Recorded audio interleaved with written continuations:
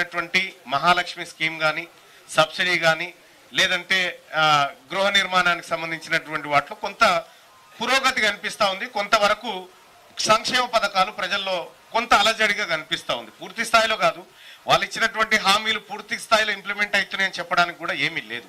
ఈ రాజాపేట మండలం రాజాపేట గ్రామానికి వచ్చేసరికి పథకాల విషయంలో లబ్ధిదారుల సంఖ్య ఎందుకో చెప్తలేరు. ఎక్కువగా ఇంతమంది అప్లై చేసుకుంటే మేము ఇంతమందికే ఇచ్చినాం అనేటువంటి మాట చెప్పడంలో అధికారులు కొంత విఫలమైనట్టు కనిపిస్తూ ఉంది.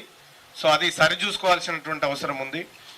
ఇక్కడ ఏ స్కీమ్ ఇంప్లిమెంట్ చేసినా అది ఇల్లు అయినా సబ్సిడీ అయినా బోనస్ అయినా ఇంకో రుణమైనా అది రాజకీయాలకు అతీతంగా అసలైన లబ్ధిదారులకు చేరినప్పుడే ఈ గ్రామానికి కానీ ఈ పథకాలకు కానీ అందరికి కానీ మంచి జరుగుతుంది.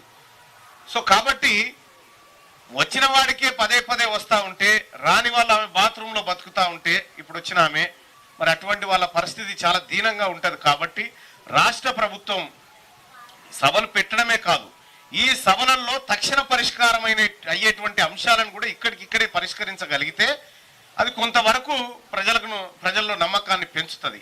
కేవలం ఇక మేము అవి పెట్టినాం మీరు చర్చించుకోండి అన్నట్టే ఉంది, కానీ ఇక్కడ చెప్పడానికి కూడా ఏమీ లేదు. ఇప్పుడే సర్పంచ్ గారు కనీసం ఒక అంబులెన్స్ కావాలి మాకు అని అంటే నేను ఇప్పుడే డిఎంఎండ్ హెచ్ఓ గారితో మాట్లాడినా, సార్ నేను పంపిస్తా సార్ అంబులెన్స్ అనేటువంటి మాట ఆయన చెప్పడం జరిగింది.